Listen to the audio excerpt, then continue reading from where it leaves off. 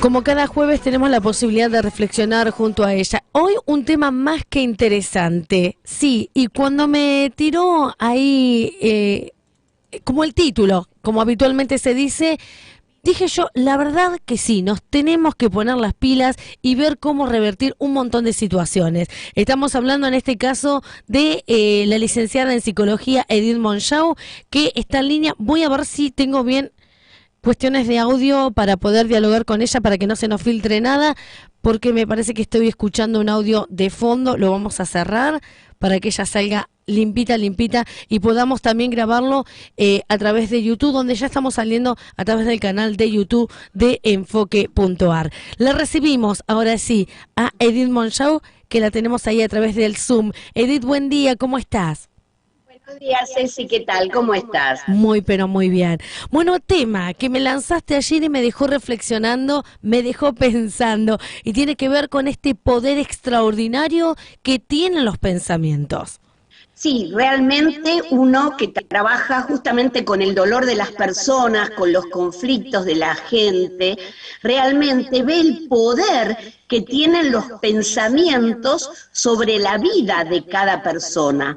De pronto, a veces ciertas circunstancias que hemos vivido nos condicionan o nos hacen sentir fracasados porque estamos pensando erradamente acerca de una situación, acerca de nuestra propia vida, y a veces nos juzgamos muy duramente por la base que tenemos en cuanto a esos pensamientos.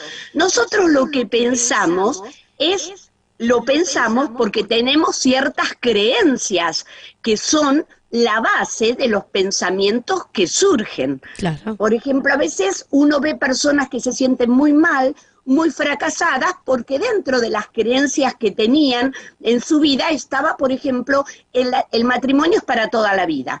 Entonces, ¿qué pasa? Esa creencia de pensar que el matrimonio es para toda la vida, hay una crisis, la pareja se separa y la persona, como no tiene cómo responder esta creencia, empieza a echarse culpas, empieza a pensar mal de sí mismo: soy un fracasado, soy una fracasada, no pude llevar mi familia adelante, traicioné la dinámica familiar, nadie se había separado en mi familia, y bueno, yo me separé. Y en realidad, cuando tenemos ese tipo de creencias que son tan rígidas, cuando realmente yo lo trabajo y puedo entrar en otra dimensión, la dimensión en que todos nos equivocamos, que todos podemos errar, que me merezco una segunda oportunidad, que no hay culpables ni víctimas, sino que hay situaciones en la vida que hay que afrontar. Me merezco otra oportunidad, tengo un potencial para volver a intentarlo. Las cosas cambian. Lo mismo pasa, por ejemplo, con las experiencias con las mujeres que han tenido una mala experiencia con una figura masculina que los dañó, un papá, una situación de alguien que los dañara. Entonces empiezan esas creencias de todos los hombres son malos, entonces me llevan, no tengo interés en los hombres, no creo en el matrimonio, no quiero formar una familia. Por eso es tan importante que nosotros pensemos en cuál es la creencia básica que me lleva a pensar como estoy pensando. Básicamente porque los pensamientos son los que determinan nuestras emociones, y nuestras emociones son las que determinan nuestras acciones. Tal cual. Entonces, eso es lo que me va a mover. La emoción del griego motere, es lo que me moviliza. Pero tengo que ver que esa emoción que hoy me moviliza a hacer tal o cual cosa, la está generando el pensamiento que yo estoy elucubrando en mi cabecita. Tal cual, tal cual. Bueno, siempre recuerdo un dicho, ¿no? Que dicen que yo no puedo impedir que los pájaros revoloteen sobre mi cabeza, sí puedo impedir que hagan nido. Bueno, y así son con los pensamientos, es como que nos bombardean y luchamos constantemente en descartar, no, esto no me va a hacer bien, porque obviamente sabemos que va a controlar después nuestras emociones y por ende nuestras acciones, como bien decía. Ahora, ¿cómo somos permeables o cómo no nos damos cuenta de que hay pensamientos que realmente no solamente hicieron nido en nuestra cabeza, sino que también echaron raíces? Bien, bien. Esa frase tan linda que yo la cito en mi libro y que la dijo Martín Lutero, es una frase muy práctica para que los oyentes, los que nos están mirando, la tengan.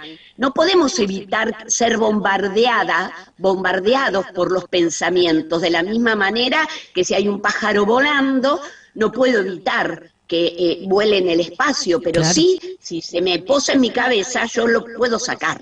Entonces, eso es un ejercicio diario, de la misma manera que yo no permitiría, me pueden gustar mucho los perritos, pero abro la puerta y entra un perro que me doy cuenta que está enfermo a mi casa y que puede contaminar a mis mascotas o que puede ensuciar el piso, yo no voy a decir, ay, bueno, lo dejo, está enfermito. ¿Yo qué digo? No, lo saco sin maltratarlo, puedo decir, no, acá no es saludable esto. Y nosotros tenemos que hacer higiene mental permanentemente de lo que no es saludable, porque muchas veces vivimos así cuestionando nuestra vida porque nos sentimos, digamos, exigidos, tenemos pensamientos hiperexigentes, nos autoexigimos, siempre somos críticos con respecto a lo que pensamos, y los pensamientos hiperexigentes lo desarrolla muy bien el doctor Marcelo Rodríguez Severio. Él habla de que son tremendamente descalificadores. El pensamiento exigente está bueno, me lleva a la excelencia, me lleva a hacer las cosas bien, a prepararme bien para un examen, a ser de pronto un empleado eficiente, a ser un papá o una mamá que cumple reglas y que tiene un hogar armónico. Pero cuando yo me voy del otro lado y mi pensamiento es hiperexigente, ya todo lo que hago va a tender a autodescalificarme, porque me parece que nunca llego a la vara que yo me estoy planteando, porque siempre la pongo más alta esa vara, ¿no? Ahora, ¿cómo hacer Así para que revertir eso, Edith? Porque hay gente que parece que está todo el tiempo con pensamiento negativo. Es negativo absolutamente en todo, es tóxico, como siempre habitualmente se dice, y no es algo que yo pueda revertir desde afuera, haciéndole entender. Me parece que es algo personal. Una persona se tiene que dar cuenta de qué pensamiento está controlando su mente y por ende sus emociones y sus acciones. ¿Cómo hacemos? la realidad es que muchas veces no nos damos cuenta, porque a veces nuestra creencia de base, que la usamos como una estructura, nosotros respondemos a esa creencia con fidelidad, y esa creencia nos hace armar nuestra estructura mental y nuestros actos. Mira, vos decís eso y me estoy acordando de un caso que está hace 2000 años casi, ¿no? De un gran hombre que era Saulo de Tarso. Saulo de Tarso, un hombre extraordinario, que justo fue en un momento del mundo en que había tres naciones cuya influencia poderosa se hacían sentir en todo el mundo. Roma estaba con todo el auge de su poder, gobernaban militarmente. Grecia con su saber, con su arte, con sus letras, con su filosofía.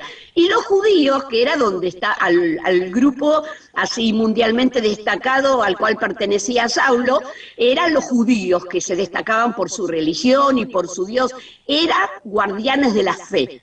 Y su creencia, porque él era una persona destacada, él había estudiado a los pies de Gamaliel, que era un doctor de la ley, era miembro del Sanedrín, que era un grupo de doctores de la ley que oficiaban como jueces.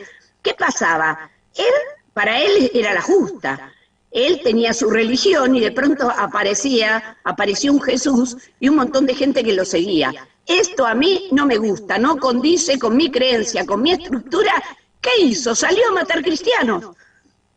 O sea, fíjate cómo una creencia a veces te puede, una persona que era un doctor de la ley, que tenía valores, llegó a convertirse en un criminal impune, porque Claro. lo hacía habitualmente. O sea, ese es el valor que tiene. Cuando yo creo, mi emoción me motiva a hacer cosas, y muchas veces tengo que pararme y decir, ¿esto está acertado?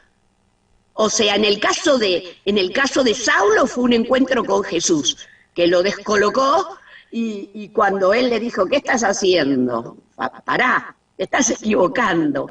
Y muchas veces ese encuentro con Jesús nos lleva a visualizar nuestros errores, pero muchas veces también el fracaso vincular nos lleva a darme cuenta que tengo creencias equivocadas.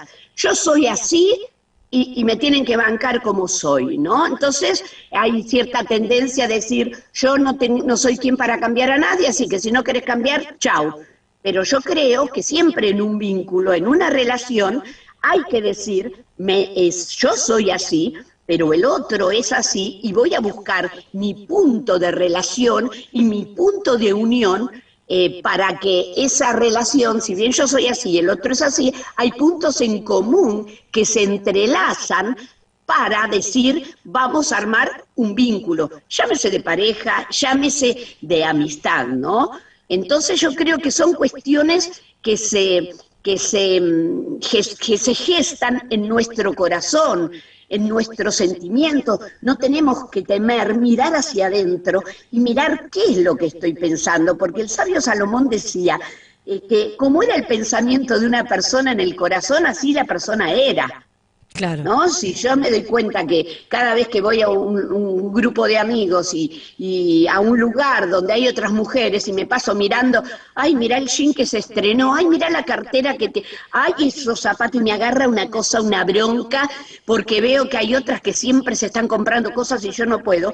Si yo miro ahí, me tengo que dar cuenta que tengo un problema que es la envidia.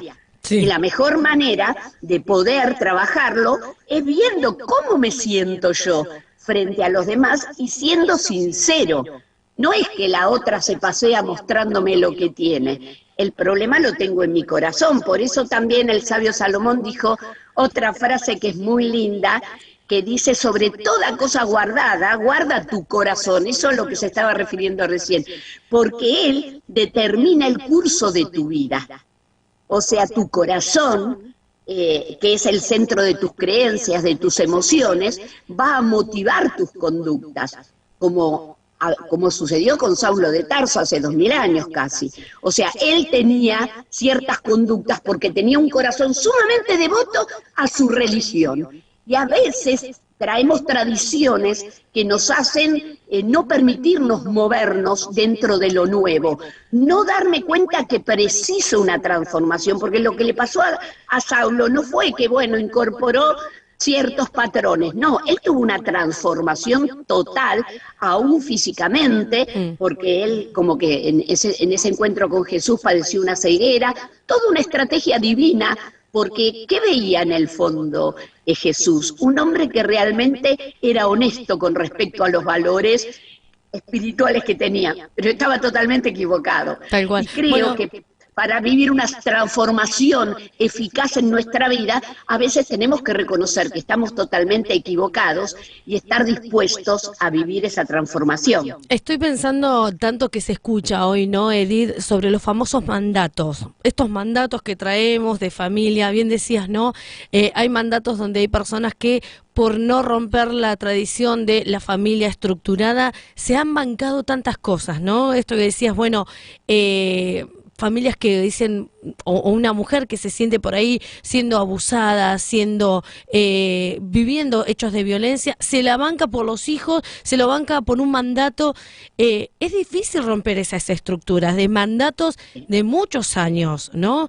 De muchos años, y bien decís, vinculados a tradiciones familiares, vinculados a tradiciones incluso religiosas, vinculados a tradiciones políticas, si se quiere, soy de tal partido porque mi familia, mi abuelo, es decir, es difícil romper con esa estructura, pero se tiene que hacer. Claro que sí, claro que sí. Y una de las cosas que nos ayuda a nosotros es plantearnos, ¿me sirve eso? ¿Para qué me sirve? Si ser como soy me está trayendo un malestar en mi vínculo de pareja, de pronto estoy defendiendo una posición, y de pronto hay personas que, como decías vos, no responden a una creencia política que de pronto hoy por hoy puede demostrar que no es, y discuten y se distancian aún de sus propios hijos, que ven las cosas desde otro lugar. Y creo que nosotros tenemos que ser inteligentes conscientes en ese sentido y decir cuando empieza la discusión o cuando el desarrollo del tema me lleva a acalorarme o a crear como una fisura en mi relación con el otro, poder parar a tiempo y decir, mira, vos pensás así, yo pienso así, ni vos me vas a cambiar, yo tampoco te quiero cambiar. Yo creo que no da para más. Charlamos de otra cosa. Yo personalmente lo he hecho y es lo que hago cuando me enfrento con amigos, con compañeros, con mi familia, de pronto con los que tengo ideología política diferente. ¿Por qué? Porque es más importante guardar el vínculo con mis amigos, con mi familia, con mis hermanos, que salir victoriosa diciendo mi bandera política es la mejor. Claro. Claro. Porque realmente creo que ahí es donde yo tengo que estar pensando, ¿para qué me sirve mi creencia? ¿Para decir yo tengo razón y me quedo sin amigos y sin familia? Porque me escapan cuando estoy yo, no sacan ese tema porque si no se arma. Bueno, ahí es donde yo tengo que darme cuenta si mi creencia es funcional, si mi creencia me sirve, si mi creencia me llena de vínculos, me llena de satisfacciones o me distancia de la gente, ¿no? Y como decíamos al principio, todo lo que yo estoy pensando me lleva a esas situaciones. Y bueno, este hombre que la historia lo conoció como Saulo de Tarso, un doctor de la ley tan importante, después que tuvo el encuentro con Jesús, es conocido en los textos bíblicos como el apóstol Pablo, y él estuvo en la cárcel, y desde la cárcel escribía cartas a sus amigos que pensaban igual que él en la fe, y los guiaba y los acompañaba, y en una de las cartas que el apóstol Pablo escribió, dice, da unos consejos muy lindos en cuanto a los pensamientos. Dice, todo lo que es verdadero, todo lo que es todo lo justo, todo lo honesto, todo lo amable, todo lo que es de buen nombre, si hay virtud alguna, si hay algo digno de alabanza, o sea, todo lo bueno, todo lo que hoy la psicología dice, tener pensamientos positivos, bueno, hace más de 1000 años, casi 2000 años, que lo dijo el apóstol Pablo. Llena tu cabeza de esos pensamientos, ¿no? Hay un montón de experimentos hoy en día que han hecho que poner, por ejemplo, a un grupo de personas en un aula y visualizar palabras como guerra, accidentes, dolor, angustia, pérdida, y se les toma el dosaje de cortisol, que es la hormona del estrés que nos daña, y hay una determinada medición. De pronto cambian el escenario y en la misma visualización hay diferentes palabras: amor, amistad, vacaciones, música, y vuelven a tomar a través de la saliva, que es algo rápido, y las personas bajaron notablemente el cortisol, y entonces las hormonas predominantes son las endorfinas, son las que activan el sistema inmune y las que nos llevan no solo a sentirnos bien, sino a alejar patologías como la depresión. Bien. Entonces, volvemos a que ya se dijo hace miles de años, ¿no? De la misma manera que hoy la psiconeuroinmunoendocrinología reflota cuestiones que dijo Hipócrates, ese médico, 500 años antes de Cristo, hoy también la psicología reflota cuestiones que ya estaban escritas en los textos bíblicos y que son tan prácticas para que tengamos una vida mejor, en lo personal y también en lo vincular. Me quedo con esto, que nuestros pensamientos determinan nuestras emociones y que nuestras emociones nuestras acciones. El comienzo de todo esto es el pensamiento. ¿Con qué llenamos nuestra cabeza? ¿Qué es lo que permitimos que anide? ¿Qué es lo que permitimos que eche raíces? Hoy vemos que nos saturamos, como bien decías, de información, de negatividad, de conversaciones que por ahí no son favorables, y todo eso dejamos que queden asentadas en nuestra cabeza y por ende después se conviertan en emociones. Yo leía antes de tener este encuentro que muchas veces frente a una misma circunstancia, un mismo hecho, hay personas que reaccionan distinto. ¿Por qué? Porque qué es lo que han sembrado en su cabeza es lo que les permite reaccionar en determinadas circunstancias. Un ruido, por ejemplo, recién estábamos conversando y yo escuché la puerta de la radio. Y claro, yo seguí conversando porque sabía que había gente dentro de mi entorno que me podían dar tranquilidad. No pensé que alguien se me metió a robarme, no pensé, porque a veces fatalizamos todo, pero es por lo que tenemos en nuestra mente. Y era justamente quien me traía el diario para poder leer la portada con nuestra audiencia. Pero digo yo, ¿qué tenemos en nuestra mente? Porque si nuestra mente determina nuestras emociones y por ende nuestra acción, primero empecemos por ahí. ¿Qué estamos dando de comer a nuestra mente? Por llamarlo de alguna manera, ¿qué estamos depositando en esa cajita que tenemos aquí en nuestro cerebro que nos permite tener diferentes emociones y reacciones y por ende hechos? Me parece que ahí vamos a tener que hacer esa higiene mental, como dijiste, para empezar a sacar un montón de pensamientos que no nos están ayudando.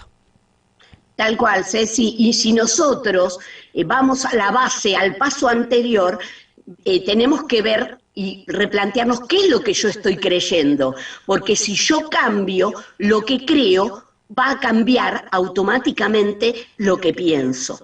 Y muchas veces parar en esa instancia, qué es lo que creo, es lo que me va a garantizar el hecho de poder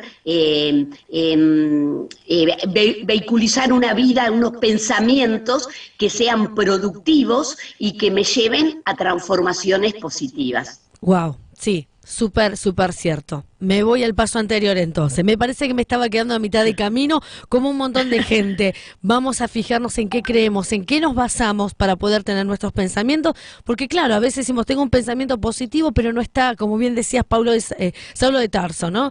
Tenía un pensamiento firme, positivo, pero sus creencias no eran quizás las positivas, las que le iban a revertir hasta que tuvo esa transformación. Creo que muchos tenemos que ser transformados todavía, ver cuáles son los fundamentos, cuáles son nuestras creencias, en qué nos basamos para poder, ahí sí, tener un pensamiento positivo que se vaya convirtiendo y cambiando nuestro entorno.